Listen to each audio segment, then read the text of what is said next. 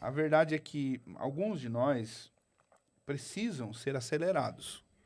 A pandemia fez isso com todo mundo. Uhum. Então, quem já tinha capacidade de entender a aceleração e tomar alguma decisão, cresceu. Quem não tinha capacidade de entender a aceleração do tempo que estava mudando e só se frustrou, sinto muito. Então, existe uma questão de aprender a lidar com as adversidades. Eu acho que Sim. na pandemia, a pandemia não fechou negócio, a pandemia não estragou casamentos, a pandemia não machucou ninguém. A pandemia só acelerou o que já ia acontecer com muita gente.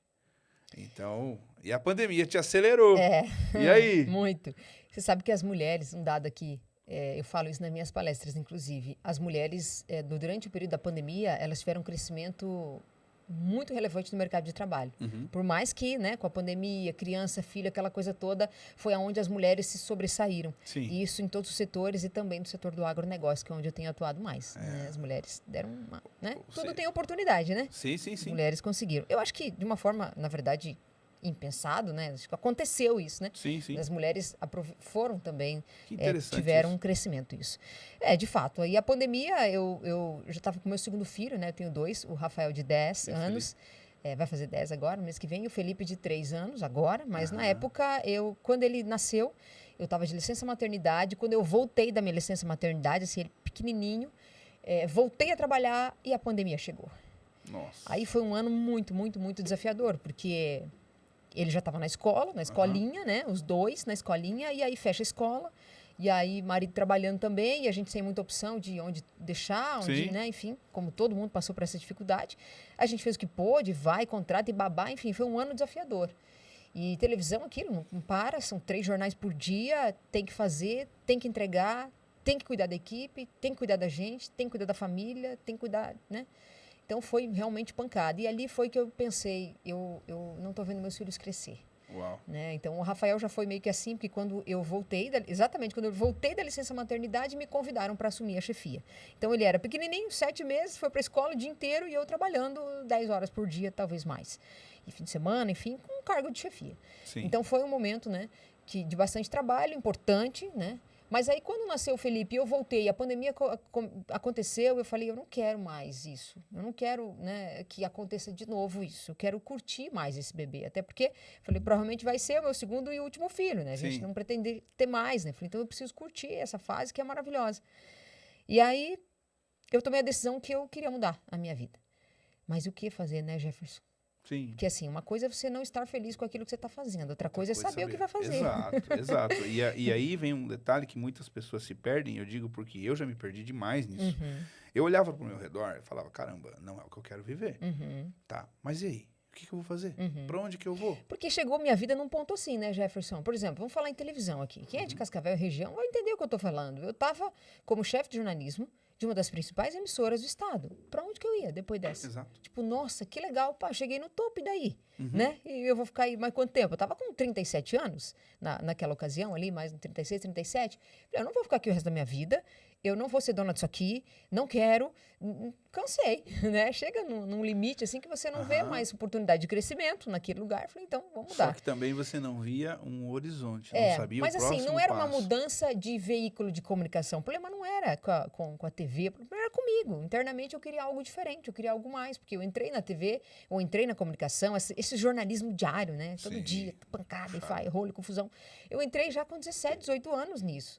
Então eu fiquei por um período e aquilo me cansou. Aquilo estava me cansando. Eu falei, eu quero fazer uma coisa mais tranquila um pouco para minha cabeça também. E ter uma perspectiva de ganho também. Aqui a gente fala, claro que tem tudo a ver com ajudar pessoas, com propósito, mas a gente também quer viver melhor, a gente também quer crescer na vida, né? Sem dúvida. Até porque para chegar até mais pessoas precisa de mais recursos. Exatamente. E aí foi que eu comecei o meu processo, e aí eu comecei a perceber, Jefferson, quanto tempo na minha vida eu fiquei estacionada, literalmente, na minha vida intelectual. Eu falo, eu não tenho vergonha de falar isso, eu falo para quem quiser, nas minhas lives e tudo, eu fiquei uns 20 anos sem ler um livro. Uau. Eu não lia livro porque, assim, não tinha interesse, eu não via crescimento naquilo, enfim, eu estava bloqueada para esse tipo de situação. Minha vida era a TV, e a família, e a casa, né, essas coisas, eu não me via. Eu vou ficar aqui o resto da vida, tá muito bom, até uma fase, né? E aí, quando aquilo começou a me incomodar, e aí, quando eu percebi que eu queria mudar, eu vi o quanto tempo eu poderia ter aproveitado melhor. No sentido de conhecimento, de ter feito mais cursos, ter feito mais mentorias, ter feito mais aprendizado. Mas ponto, eu falo que na vida a gente ou aprende ou a gente ganha. Então, eu aprendi muito com isso. Mas aí eu queria sair, né, resolvendo tudo no braço. Mas não, fiz com calma. Aí eu entrei numa mentoria, chamei um coach e eu comecei um novo processo de mentoria para tentar entender o que eu faria a partir de então. Enfim, foi através desse processo de coach, mentoria individual, que eu entendi o que eu queria para minha vida, que era juntar duas paixões, que era a comunicação e o agronegócio. Olha aí. Que o agro, eu nasci na roça, né? Então, no sítio, minha família tem até hoje. Então, essa era a minha identidade. Certo. E eu também já estava como apresentadora do Tarobá Rural. E caiu uma grande ficha, uma grande chave virou. O dia que na minha segunda sessão de mentoria, o meu coach, que era o Marcos, inclusive, que tinha sido meu chefe, saiu, virou coach e aí me ajudou muito também nessa virada. Ele falou assim, Shirley, busca aí no teu coração, o que você mais gosta dessa tua profissão, qual é o seu dia da semana que é você mais feliz? Eu falei para ele assim, o dia que eu mais amo são nas quintas-feiras à tarde, quando eu saio da redação da TV para gravar o Tarobá Rural.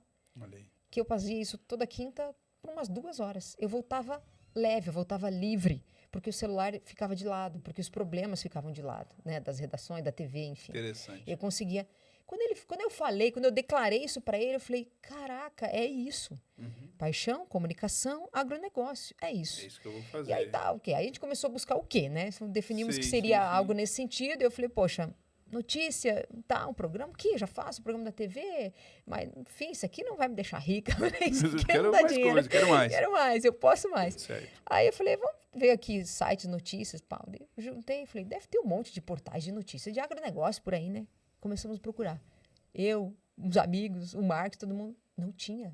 Não tinha nenhum portal de notícias exclusivo de agronegócio na região extremamente agrícola, uma das mais agrícolas do Paraná, né? Sul do mundo.